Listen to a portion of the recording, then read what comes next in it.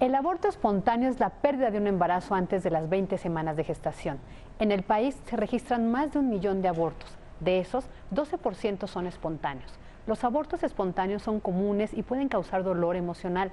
Los sentimientos de aflicción y de pérdida son normales después de perder un embarazo. Esto es Punto y Coma. El aborto espontáneo es una variedad clínica del síndrome de aborto que se presenta en el 15% de los embarazos en México. Sin embargo, estudios recientes indican que la cifra puede ser mucho mayor, ya que muchas mujeres no se dan cuenta de que están embarazadas, por lo que la pérdida del producto pasa inadvertida, ya que la mujer considera que su periodo menstrual es más abundante de lo normal, pero no que está embarazada. Para la Secretaría de Salud y el Instituto Nacional de Salud Pública, el aborto espontáneo consiste en la expulsión del producto de la concepción de menos de 500 gramos de peso o hasta 20 semanas de gestación. El aborto espontáneo se produce generalmente por anomalías cromosómicas en el óvulo fecundado, es decir, que el número de cromosomas en el óvulo o en el espermatozoide no es el correcto, lo que da lugar a que el óvulo fecundado no se desarrolle de forma normal.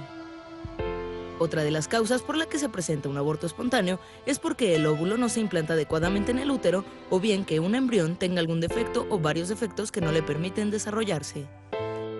Los factores que ocasionan el tener un aborto espontáneo generalmente son la edad, avanzada en mujeres después de los 40 años, tener un historial clínico de abortos seguidos, presentar algún tipo de enfermedad o afección importante, tener alguna enfermedad degenerativa hereditaria, fumar, beber, usar drogas, tener alguna infección, tomar medicamentos agresivos, estar expuesta a toxinas del medio ambiente y tener obesidad, entre otros.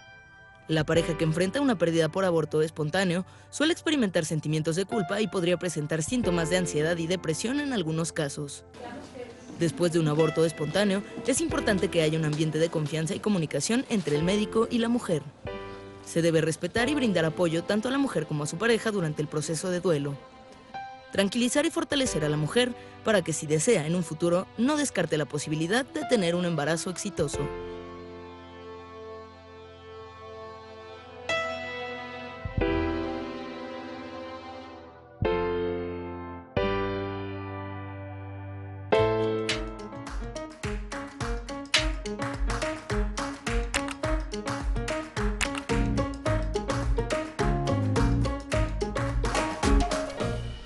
Las estadísticas del aborto espontáneo pueden variar debido a que este se presenta de varias maneras, cada una de ellas provocando la pérdida del embarazo. Dependiendo de las circunstancias, se puede requerir intervención médica para asegurar la seguridad física de la mujer. Para apoyarnos en este tema, esta tarde nos acompaña el doctor Antonio Saldívar. Él es ginecólogo y va a despejar todas las dudas que tenemos. ¿Cómo estás, Antonio? Hola, muy bien, muchas gracias por la invitación. Bienvenido. Y bueno, Mariana H., ¿cómo estás? Muy bien, mi Fabi. Y Yasmín Jalil, ¿cómo Muy están, bien, chicas? encantada con este tema tan fuerte. Pues plantea ellas. Pues hemos dicho algunas estadísticas, hay algunas que dicen que el 15 o del 15 al 30% de los embarazos en nuestro país terminan en un aborto espontáneo y de pronto hay culpa, la gente como no entiende, hay muchas mujeres que se cuidan muchísimo durante todo su embarazo, incluso antes, comienzan 6 meses antes a tomar ácido fólico y demás, y de pronto antes del primer trimestre pierden al bebé. Y por eso, Antonio, te agradecemos mucho que estés aquí el día de hoy y que nos abras un poquito este panorama, porque es un poco inexplicable, ¿no?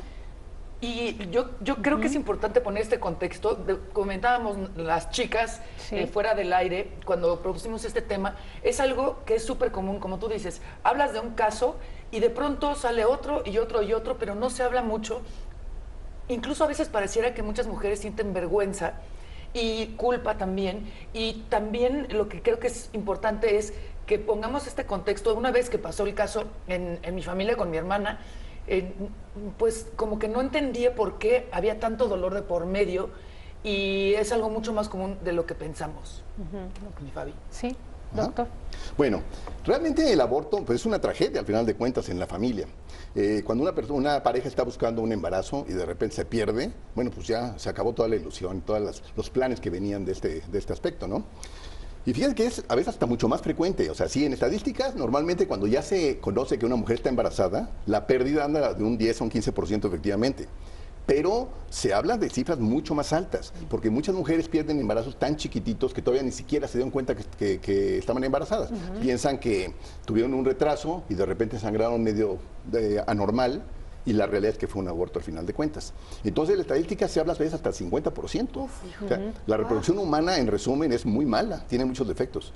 Y afortunadamente, porque una de las causas, la causa principal de este tipo de pérdidas son los problemas genéticos o cromosomas. Esto es alguna falla, como yo les digo a mis pacientes, un defecto de fábrica. Algo se formó mal y por naturaleza el cuerpo lo va a echar para afuera, no hay de otra. Entonces, gracias a esto, no está lleno de malformados el mundo, sino estaría lleno de problemas genéticos y malformaciones. Por eso, muchos embarazos humanos, en resumen, se están perdiendo. Y la causa principal son justamente esas cosas de fallas genéticas o cromosómicas, llamémosle, para que la gente entienda, y ese es el problema serio, ¿no? Y efectivamente se le llama al aborto cuando se pierde antes de la semana 12 de primer trimestre, o abortos tardíos cuando se van hasta la semana 20. En general, para que la gente entienda, el aborto es cuando se pierde un embarazo antes de la semana 20, que es cuando un bebé es en teoría no viable, o sea, es un bebé que todavía no puede estar afuera de la mamá. Y hay clasificaciones de 20 a 22 semanas y 500 gramos de peso como el límite, digamos, en los que ya se considera esto. Doctor, ¿ya dio alguna explicación primera sobre que pueden ser miles de factores como los cromosomas, como a lo mejor una malformación? Pero también de repente hay situaciones en donde puede ser la forma de vida que lleva uno, es decir, de repente trabajas demasiado, te estresas mucho, duermes poco o aplazaste mucho tiempo tu embarazo, y esos son factores que también ayudan. Sí, bueno, hay varias cosas. Vamos a dividirlo de esta manera. Primero, hay factores, en general, lo que se refiere al tema de esterilidad y de infertilidad, que sería no poderse embarazar y perder a los embarazos. Factores femeninos y masculinos. En la parte de aborto, en general, es muy baja cuando el problema es de parte del hombre. Aquí sí es un problema, desgraciadamente, más de la mujer. Entonces, el primero es, les decía, la falla que ya platicamos de defectos.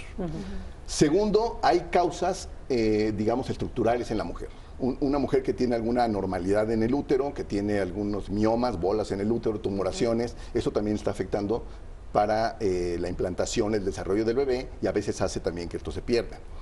Hay causas infecciosas, hay causas por adicciones, como son algunas drogas, por ejemplo cocaína. Eso es un problema muy serio en embarazo porque produce un espasmo muy fuerte de arterias y puede hacer que el bebé muera en ese momento. Entonces, algunas drogas están asociadas con aborto, efectivamente. Tabaquismo, al final de cuentas, el tabaquismo se ha relacionado más con bebés de bajo peso, pero también cuando el tabaquismo es muy intenso, sí llegan a perderse los bebés muy chiquitos. Existen medicamentos. Realmente ha sido muy controvertido. La gente en el embarazo es muy chistoso. Siempre le tienen miedo a los medicamentos. Sí. Yo siempre les digo, la clásica respuesta a una mujer cuando uno le manda un medicamento es, oiga doctor, ¿pero no le va a hacer daño al bebé?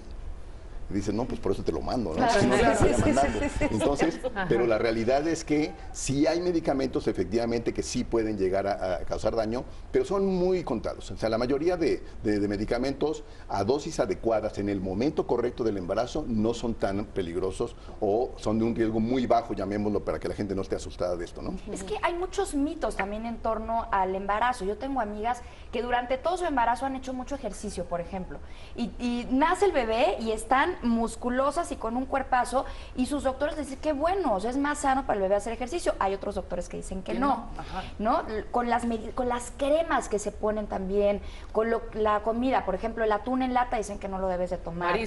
Mariscos no. Ajá. El tinte del cabello, el tinte del cabello. peróxido. Pobres de las Sí, está cañón. Entonces, estaría bueno que nos dijeras algunas de las cosas que definitivamente no debe tomar una mujer o ponerse cuando está embarazada para evitar precisamente estos abortos, ¿no? Sí. Hablando de medicamentos en general, yo diría que la mayoría de analgésicos son seguros en embarazo dependiendo de la etapa. Algunos, cuando el embarazo está más adelantado, tiene un poco más de riesgo, algunos antiinflamatorios. Pero en general los medicamentos, digamos, para dolor, no son de riesgo alto en embarazo, mucho menos las vitaminas. Generalmente las vitaminas no tienen ningún problema en general a dosis adecuadas, ¿no? Porque también exagerando vitaminas también puede tener cierto riesgo. Y hay medicamentos efectivamente que están totalmente proscritos, que no se pueden usar en embarazo, como son algunos anticoagulantes, como son medicamentos para enfermedades malignas como cáncer y demás, que no se pueden estar usando en embarazo por el efecto que tiene sobre las células. Psiquiátricas. Pero algunos psiquiátricos también se asocian a problemas de labios leporino, algunas malformaciones. Entonces, en relación a medicamentos, yo les diría de una manera sencilla, la mayoría de analgésicos no hay tanto problema y antibióticos, algunos sí hay que prohibirlos de preferencia, pero también varios antibióticos se pueden usar en el embarazo. También el antibiótico, cuando uno le da un antibiótico a una mujer embarazada, así como vas a matar la bacteria, piensa que también no vas a matar al niño, ¿no? Entonces, en general, algunos antibióticos, todo esto evidentemente con dosis correctas en el momento adecuado y bajo supervisión. Claro. No se vayan a tomar mañana lo primero que se les ocurra porque ya les dije que no. No, entonces, es que hay que preguntar. Sí. Siempre consultando. Ajá, y porque cada caso es diferente, cada paciente es diferente. Y lo que decía, ya tiene mucha razón. Siempre cuando hay una embarazada, en todo, ¿no? En general aquí en México, pero no, la señora que tiene el remedio casero, no es que no hagas esto, no hagas lo otro, ponte un poquito de sábila y vas a ver, no sé qué. ¿No te acuerdas que nos decía Paula Virrueta una vez que en Bolivia les dicen, tómate toma cerveza para que el niño salga güero? No, o bueno, o que produzca más leche en la mamá, ¿no? Exacto, o sea, lo que sí es importante, claro, como en todo, pero en este tema específico, ser muy sincera y estar muy de cerca con un doctor para que en cada caso te pueda medicar o no, o hacer ejercicio o no, porque sobre todo en el embarazo creo que les encanta opinar a todos, porque como muchas mujeres tuvieron bebés, entonces pues, saben todo. Ponle una hojita de lechuga aquí en la panza para que duerma bien cuando nazca, por el amor de Dios, les encanta opinar. ¿Los test? Bueno, test es un problema serio, ¿eh? Porque fíjate que Esa sí no me la hay muchos test en México. En general, yo les digo a los pacientes también, los test habituales de manzanilla, de hierbabuena, eso en general no tienen problema.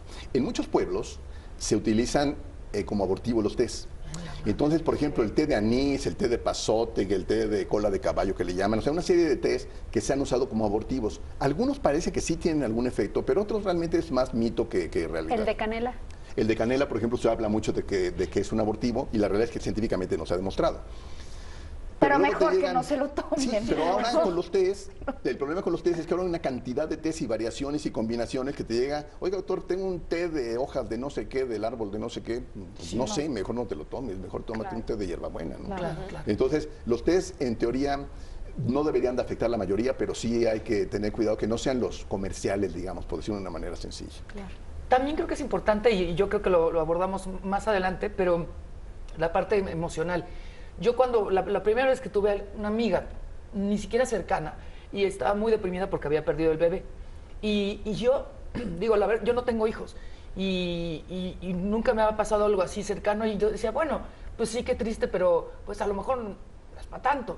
Y cuando ahora mi hermana, bendito Dios, tiene un bebé de 1 año y 2 meses que lo amo, ustedes lo saben, pero el primer bebé lo perdió y fue, o sea, de verdad una tristeza mía, que ni siquiera la mamá, y de toda la familia y de ella, muy fuerte, casi que ella decía inexplicable.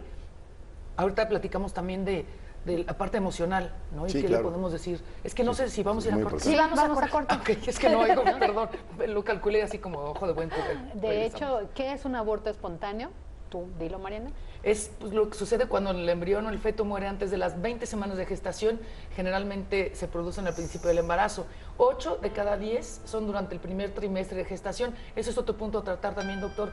La discreción cuando uno está embarazada, llevársela con calma, ¿no? Ahorita regresamos.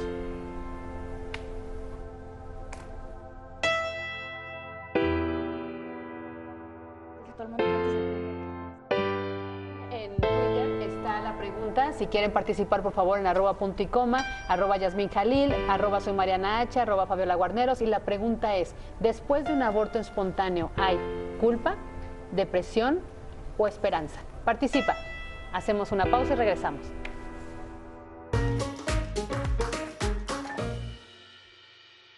¿Has sabido de alguien, algún conocido que haya abortado, alguna conocida que haya tenido algún aborto? Sí, una de mis amigas. ¿Y cómo le fue?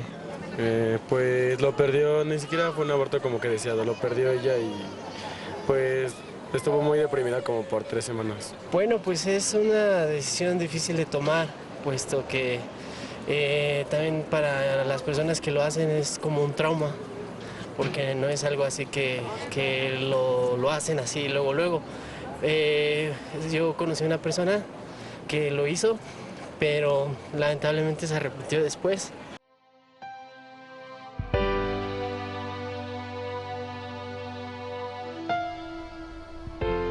¿Cuáles son las causas del aborto espontáneo? Que el óvulo fecundado tenga un número anormal de cromosomas, de genes. Esto ocurre al azar, de manera que no lo puedes evitar ni provocar. Ciertas enfermedades como la diabetes grave pueden aumentar el riesgo de sufrir un aborto espontáneo. Una infección muy seria o una lesión importante pueden también causar este tipo de abortos. Los abortos espontáneos tardíos, es decir, después de los 3 meses, pueden ocurrir por anomalías en el útero. Si han tenido más de 2 abortos espontáneos seguidos, es muy probable que tengan otros, aunque no siempre ocurre. Gracias por continuar con nosotros aquí en Punto y Coma. Y bueno, es importante hablar de esto, ¿no? O sea, el hecho de que tengas un aborto, si decías el doctor Saldívar hace rato que el 50% de las mujeres en México lo ha sufrido, no quiere decir que estés anormal ni que nunca vayas a poder tener hijos. Sí, no, de ninguna manera. Lo que acabas de mencionar ahorita, y a mí lo que acabas de decir, efectivamente es cierto todo esto. Creo que aquí el punto importante es que la gente se quede con la idea de que el aborto primero es muy frecuente que ocurra. O sea, a cualquier gente le puede ocurrir un aborto y es más frecuente en el primer embarazo. Entonces, pasa mucho que tienen un aborto, es su primer embarazo y luego están deprimidísimas que no van a tener familia, al final de cuentas. La realidad es que yo siempre les digo así, para que la gente viva tranquila en este aspecto. Es una tragedia un aborto, como mencionaba previamente, pero la mayoría de mujeres que abortan el primer embarazo van a acabar teniendo un hijo. O sea, es rara la que aborta y aborta continuamente y nunca va a tener el hijo. Yo tuve una paciente alguna vez que tuvo 12 abortos y logramos un hijo en el 13. Wow. 12. Sí, era demasiado persistente, pero bueno, al final de cuentas lo logró. Sí, claro. Y dicen por ahí el que no arriesga no gana y lo logró. Entonces, en relación a las causas que decíamos del aborto, también un dato bien importante es que hay que empezar a buscar estas cosas desde un primer aborto para mi gusto. Médicamente se conoce como infertilidad al hecho de haber tenido 3 abortos o más. 3. Y se supone, a uno le enseñan en la escuela, en la universidad, cuando uno empieza a hacer ginecología, de acuerdo a lo que dicen los libros clásicos más bien antiguos, que hay que empezar a estudiar a una mujer por aborto cuando repite 3 ocasiones el mismo evento.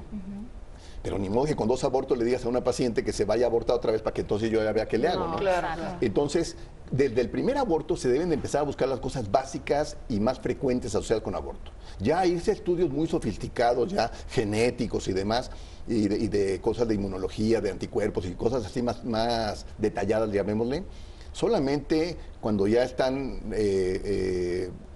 buscando y no encontramos ninguna explicación, ya nos iremos a cosas más sofisticadas. Pero hay un punto bien importante en este tema, y uno es, la mayoría de las veces no encuentras nada con un solo aborto, esa es una realidad. Y lo que les decía, la mayoría van a acabar teniendo un hijo al final de cuentas. Entonces, las mujeres deben de vivir tranquilas, y en este comentario que se hizo previamente de si después de un aborto viene depresión o viene esperanza o culpa, bueno, primero quítense la culpa. Eso es lo primero. Esa es la reacción inicial de una mujer. ¿Y qué hice? Doctor, ¿será porque me comí tal cosa? ¿Será porque me fui a correr al parque? ¿Será porque no me tomé la vitamina? O sea, siempre buscan que ellas hicieron algo mal y por eso abortaron. Entonces, lo primero que yo le digo al paciente es, no busques que tú tuviste la culpa, porque prácticamente nunca tuvo la culpa la paciente. O sea, hay una serie de cosas que lo producen. Hablábamos ahorita también, ya se hablaba de enfermedades como diabetes de embarazadas, problemas renales, problemas de riñón, algunas cosas que también se asocian a esto.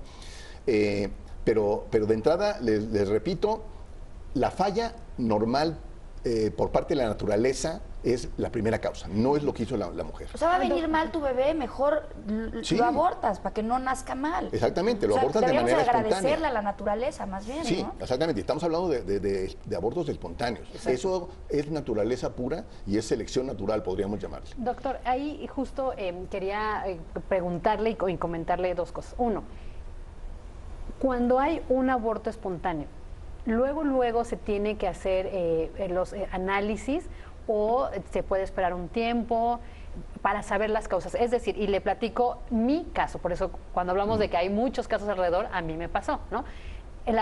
Cuando tuve el aborto espontáneo, Efectivamente, me culpé yo porque pues yo estaba reporteando, cubría las fuentes religiosas, me tocaba Schulenburg y ustedes saben que era muy activo y con Alberto Rivera se estaban peleando por los limosnas de la iglesia, entonces pues fue un relajo. Entonces yo me caí, ¿no? Y yo después cuando tuve el aborto espontáneo en sangrado, yo pensaba, yo me echaba la culpa, no, es que por andar trabajando y corriendo me resbalé y me caí. Resultó que no, que ya cuando tuve un primer sangrado, me mandaron a la clínica, al hospital y todo eso, y me dieron antibiótico porque pensaron que era una infección en las vías urinarias, que es muy común confundirlo con eso. Entonces el medicamento pasa, termino llego al primer trimestre un poquito antes y otra vez tengo el sangrado. Me meten a urgencias, ya hacen ultrasonidos, bla, bla, bla, y ven que era así le llamaban, el cigoto huevo muerto retenido. Es decir, yo creo que ni siquiera en las primeras semanas terminó su proceso de división celular y se quedó ahí. Hubo un pequeño sangrado, me dan antibiótico, se protegió, pero eso ya no tenía vida desde, no sé, 2 semanas, ¿no? Entonces, uno, esos errores de repente de diagnóstico o de ver las causas, y 2, cuando me dijeron, no, pues que te tienes que hacer, ahí hubo un aborto inducido para poder sacar el huevo muerto retenido, me acuerdo perfecto de la frase, porque ya no se expulsó, entonces tuvo que haber un legrado, pues, para expulsarlo. Y luego cuando me mandaron análisis, ya fue el particular, todo eso, me dijeron, sí, es que tienes que hacer esos estudios, bla, bla, bla. Como tú no sabes ni qué pasó, es como una película que pasa tan rápido, ya me hice los análisis como 2 meses después, entonces me dijo el doctor, no, pues es que ya no sirven, o sea, tenías que haber hecho pronto. ¿Eso es cierto o no es cierto? Es decir, como que estas preguntas, no es muy bueno hablar de los casos personales, pero sí lo quería traer, porque dan son muchas preguntas que se hace también la gente. ¿A qué horas tengo que hacer los análisis? No. ¿Qué pasa si tengo un sangrado? Si no, ¿a dónde voy? Sí, bueno. Con ese respecto, efectivamente, esa palabra tan fea del huevo muerto retenido, así se llama médicamente, que la verdad es que no. Sí, suena horrible. Sí, ya está. Te digo o sea, ya pasó. Eso fue hace tanto que sigue la letra aquí, ¿no? Y se sigue usando, pero la verdad es que suena muy feo, señor. Tiene usted un huevo muerto retenido. No, es horrible. La realidad es que la otra forma de decirlo es aborto diferido, se llama. Es un embrión que ya no está vivo y que sigue allá adentro. Se llama aborto diferido. Ahora, efectivamente, lo que pasó en este caso fue un embrioncito que tuvo algún defecto y dejó de crecer. Y no te das cuenta hasta que empieza a ver el primer dato por naturaleza del cuerpo para expulsarlo, que va a ser un sangrado. Eso es lo mismo que hablamos de problemas cromosómicos generalmente. Ahora, esto que hablaba también sobre el estudio en el momento o no, algunas cosas, por ejemplo, como son los problemas infecciosos, o de algunas cosas de anticuerpos de tipo inmunológico, de reacción del cuerpo de una manera anormal a un tejido extraño que no es suyo, que se llama un embrión. Eso sí, en algunas ocasiones es mejor hacerlas en el momento muy cercano al evento del aborto, porque es cuando está activo la respuesta o la infección o lo que sea.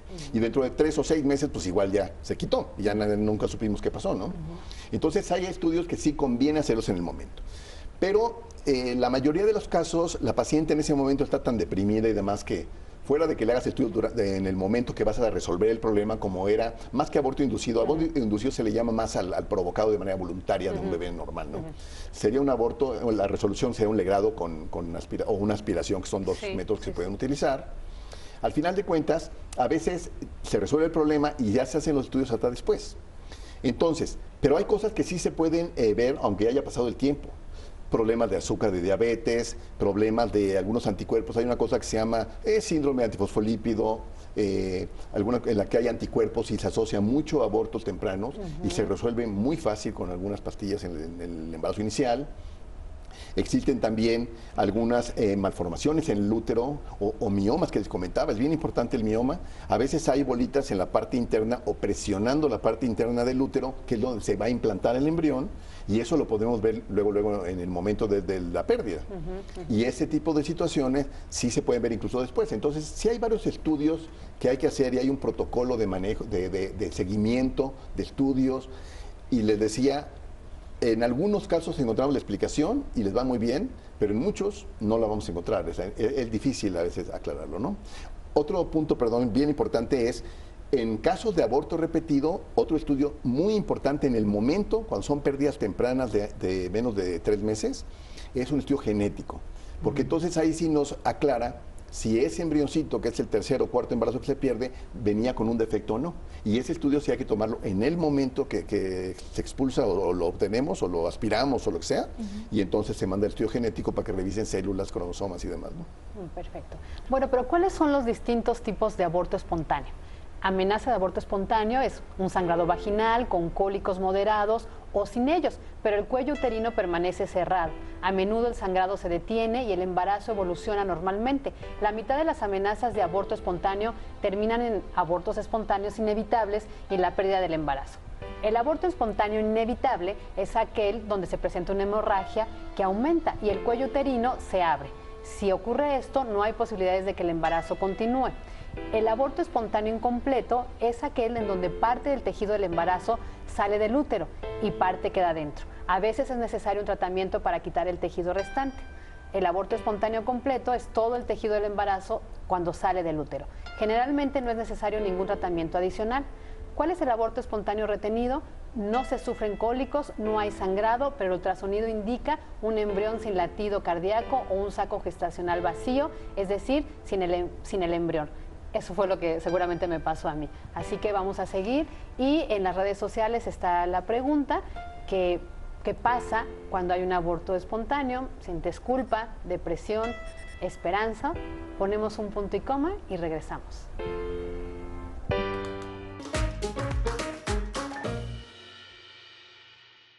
¿Y después del aborto, usted notó algún cambio? ¿Cree que haya tenido algún trauma? No, ninguno.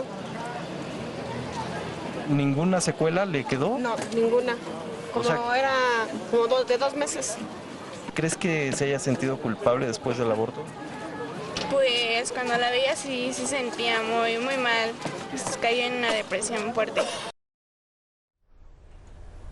Ahora, hay que tener en claro que estamos hablando del aborto espontáneo, es decir, cuando una mujer pierde el bebé antes de los 3 meses, puede ser también después, ahorita vamos a tocar ese tema, pero sí, es una cuestión que tiene que ver con una parte emocional también, sobre todo cuando las mujeres tratan durante mucho tiempo de tener un bebé. En cuanto sale positivo, bueno, los publican en Facebook y en Twitter y toda la familia y se hace un escándalo de felicidad, y cuando lo pierde, pues es mucho más triste porque ya se hicieron, no nada más ella, sino toda la familia, las expectativas, ya empiezan a comprar ropita, ya empiezan. Entonces creo que hay que tener, por más emoción, un poco de mesura antes de los 3 meses, ¿no? ¿Cuál es su opinión como profesional? Sí, definitivamente, cuando hay una prueba positiva de embarazo, no indica que vas a tener un hijo. Entonces, y entre más adelantado es el embarazo, más triste se pone la situación y más trágica es el evento del aborto. Yo creo que hay que tener mucha mesura, como comentabas ahorita, en las primeras 8 semanas de embarazo. La mayoría de bebés, cuando llegan a la semana 8, hablamos de semanas del primer día de la última menstruación. Ahí empezamos a contar, no el día que se embarazó. El primer día de la última menstruación, ahí empieza a contar el embarazo. Claro, porque luego los papás dicen, ¿cómo? Si ese día no tuvimos relaciones, no es mi hijo. Sí, eso hay que tener cuidado con esos puntos. No es desde el día puntos. de que se gestó, sino desde el día que te dejó de bajar. Exactamente. Entonces, contando desde ese momento 8 semanas, la mayoría de bebés que pasan ese momento van a seguir adelante. La mayoría de pérdidas ocurren antes de la semana 7, 8. Entonces, y evidentemente el aspecto emocional va a ser peor cuando es más grande, porque no es lo mismo haber perdido, como decía ahorita esta señora en la entrevista, un embarazo chiquito, dio a entender, que cuando ya viste el latido cardíaco, que cuando ya le viste la forma al bebito, que cuando ya hasta le viste si era hombre o mujer, pues está cada vez más triste cuando lo pierdes, ¿no? Ya es más un hijo realmente. Pero eso ya se puede ver muy pronto, ¿no? También. Actualmente, con los aparatos de alta definición de ultrasonido, con gente con experiencia, alrededor de la semana 12 ya puedes tener una alta posibilidad de saber exactamente qué es, que son 3 meses de embarazo. Y ahí ya puedes ver en general. Ahora, decía Fabi que cuando le ocurrió a ella que empezó a tener una hemorragia. El hecho de tener una hemorragia puede ser un síntoma de que tuviste un aborto, pero no necesariamente, ¿no? Puedes tener una hemorragia y que tu bebé esté bien. No, ni siquiera hemorragia, era un pequeño sangradito, una cosita de nada, ¿no? Sí, la mayoría de sangrados en embarazo inicial no va a ocurrir nada. Son cosas transitorias, a veces ocurren simplemente por la implantación, cuando se anida, digamos, el embrión sobre el útero. Entonces, no se asusten la gente de un sangrado pequeño. Ahora, un sangrado intenso con cólicos, pues ya no suena nada bien. Pero un manchadito, como estábamos comentando ahorita, es bastante común que ocurra en un embarazo inicial que va a seguir adelante sin mayor problemas. Creo que el punto importante del aborto es que la gente no se sienta mal realmente, porque la mayoría de gente, como les decía, va a acabar teniendo un hijo. O sea, es rara la mujer que aborta y jamás va a tener familia. Esa es muy rara. Son cosas muy específicas. La mayoría de mujeres tienen un sangrado y el embarazo va a seguir adelante. Y la que lo llega a perder al final de cuentas de mala suerte, bueno, pues al final de cuentas, en algunos casos encontramos la causa, lo resolvemos, y si no, a veces, aunque no le encontremos nada, el siguiente embarazo va a seguir adelante y va a salir muy bien. No nos pregunta, pero también si les ganó la pasión y tuvieron noche de sexo, a lo mejor también puede ser sangrado, ¿no? Claro. Sí, y ese es otro punto hablando de esto de la pasión. Fíjate. Hablemos de la pasión. No, porque este programa es justo, es para que ubiquemos las causas, veamos, pero no sintamos ni culpa ni depresión, porque podemos salir, es solo una etapa. Exacto. Que se supera, que hay esperanza, que se hable del tema. Pero hablemos de la pasión entonces. Sí, por ejemplo, mucha gente tiene miedo del aspecto sexual en el embarazo, y la realidad es que así es el humano. O sea, si el humano no debiera tener relaciones sexuales en un embarazo, pues algo se cerraría o algo pasaría que no se podría, ¿no? Exacto. Entonces, si por naturaleza eso es así, no hay mayor problema.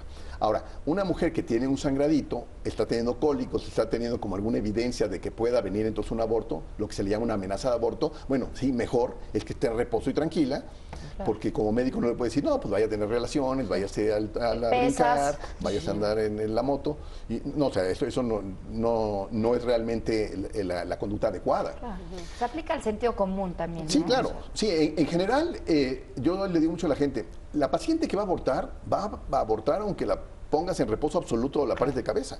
Y la que va a seguir adelante, aunque sangre, puede, o se vaya a correr o a ese ejercicio, le va a ir bien.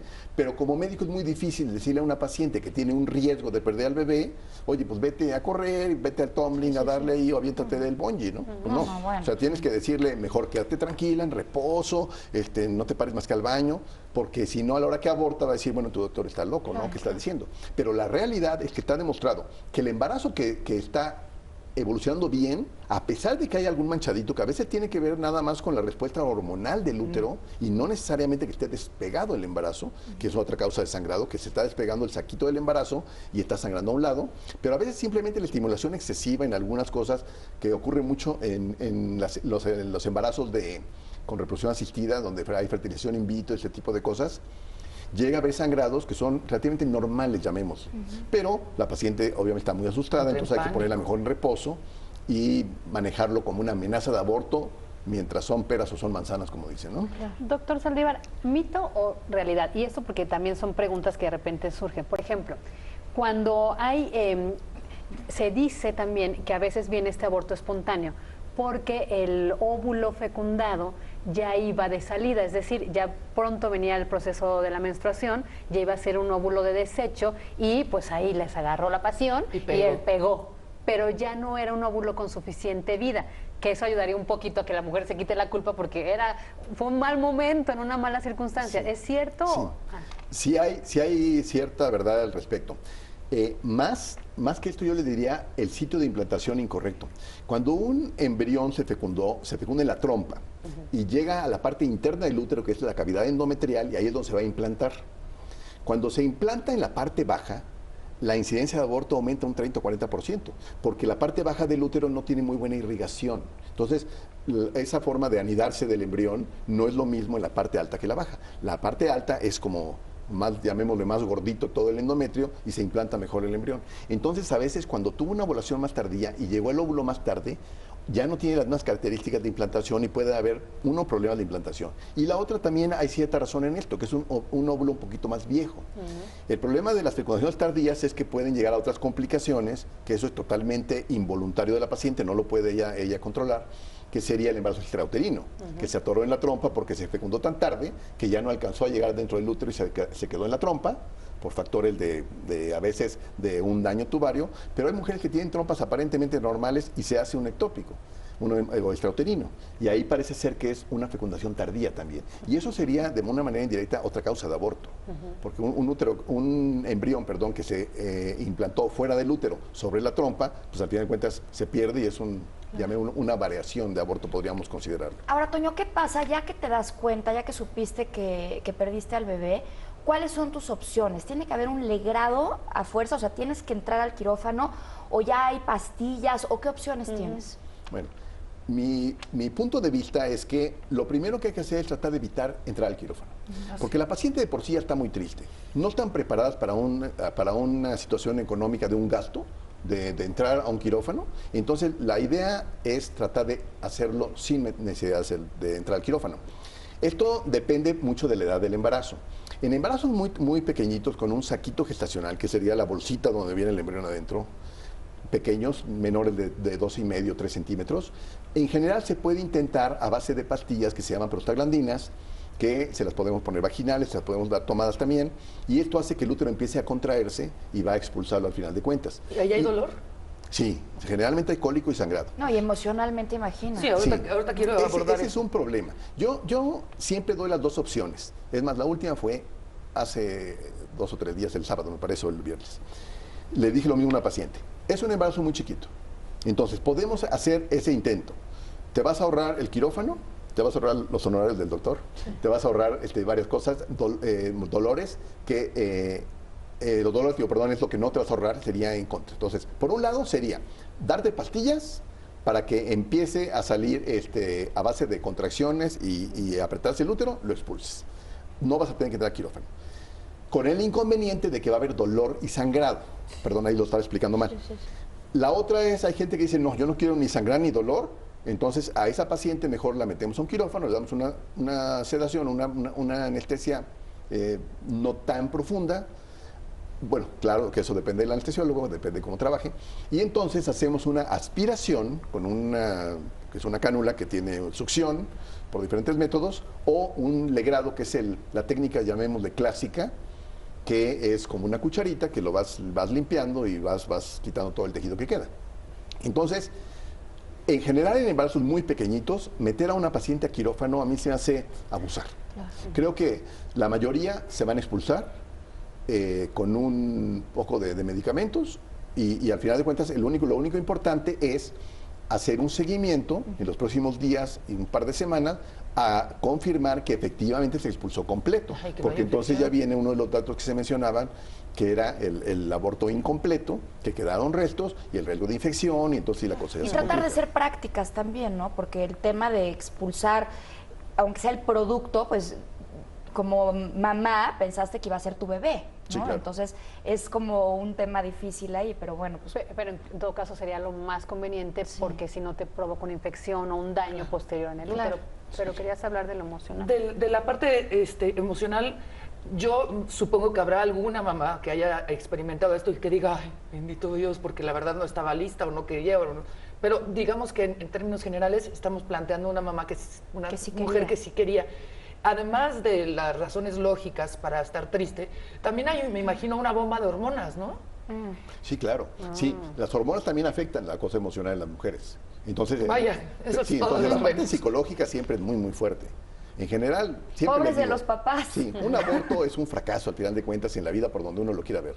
Y entonces, con excepción de la paciente que ya lo quería, ¿no? Pues tal vez hasta fue suerte, ¿no? Sí, sí, sí. Pero sí. la realidad es que la mujer que busca o la pareja que están buscando un hijo y lo abortan, pues esa es una cosa muy triste y es un fracaso dentro de su planeación de la familia, ¿no? Sí, pero el tema que dices de las hormonas desde el primer trimestre, ¿no? Sí. Las mujeres están como muy susceptibles, de malas, Sí. Más sensibles. más sensibles. ¿no? Pero vamos a regresar con estos temas y además hablar pues de la esperanza, de lo que sigue después, de las posibilidades, de cuánto tiempo se tiene que esperar una mamá, una mujer que perdió o tuvo este aborto espontáneo, cuánto tiempo tiene que esperar para volver a embarazarse. Pero no se vaya, regresamos más en Punto y Coma.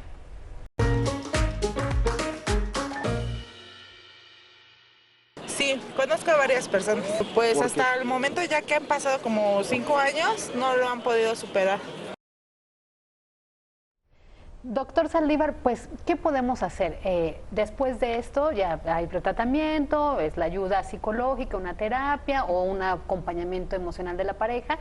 ¿Y cuándo podemos volver a intentarlo y estamos listos para tener una segunda oportunidad? Sí, bueno, ese es un punto importante. El punto más importante en el aspecto psicológico creo que es volverse a embarazar. La mujer, cuando tiene un aborto, tiene miedo de volverse a embarazar. Y en cuanto se embaraza y empieza a ver que las cosas van avanzando bien, eso es, creo que la mejor terapia que tiene. El tener un bebé que va avanzando y va todo normal. Y fíjense que clásicamente se dice que se esperen un año. Pero cuando uno se pone a investigar, desde el punto de vista científico, ¿de dónde salió que si un año, que si 6 meses, que si 2 años? Como que no hay mucha información muy clara. Yo soy de la idea de que una mujer se embaraza cuando el cuerpo está preparado para tener un embarazo. Así de fácil. Y yo he visto embarazos, hace un par de años tuve una paciente que tuvo una pérdida y a los 2 o 3 meses llegó porque se sentía mal y venía con un nuevo embarazo y ese bebé está en su casa. Entonces, la mujer se embaraza cuando el cuerpo está preparado. Claro. Hay algo bien importante, Toño, ¿qué pasa con la edad? ¿A qué edad hay que buscar embarazarse? ¿A qué edad ya se convierte en un riesgo y aumentan estos abortos espontáneos? Bueno, hay estadísticas diferentes en relación a cuándo es el momento ideal en cuanto a edad para embarazar a las mujeres. La edad de las mujeres, perdón. Entonces, en general, arriba de 35 años van aumentando los problemas de aborto y van disminuyendo las probabilidades de quedar embarazada. Después de 38 años se hace más notable y mucho más arriba de 40. Entonces, si me dice una paciente que tiene 30, que se quiere esperar un tiempo largo para embarazarse, yo le diría, empieza a buscar embarazo antes de 35, 34 años. Eso es lo mejor, que es cuando son las mejores oportunidades todavía. Y cuando, si encontramos algún problema que le esté dificultando, tengamos tiempo de hacer las cosas. Porque si llega a los 43, pues entonces ya no hay mucho que hacer, para dónde estudiarle y hacerle, ¿no?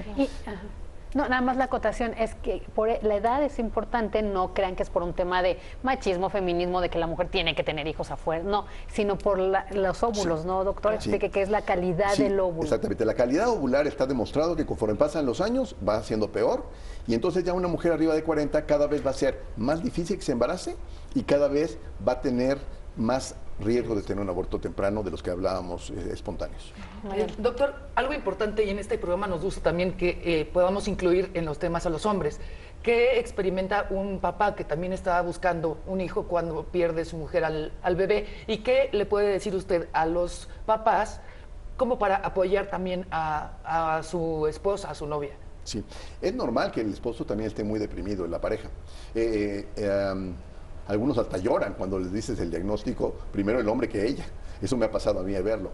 Entonces, lo primero que yo le diría a los hombres es que no es culpa de ninguno de los dos, es lo más importante, porque con mucha frecuencia el hombre ya le está echando la culpa.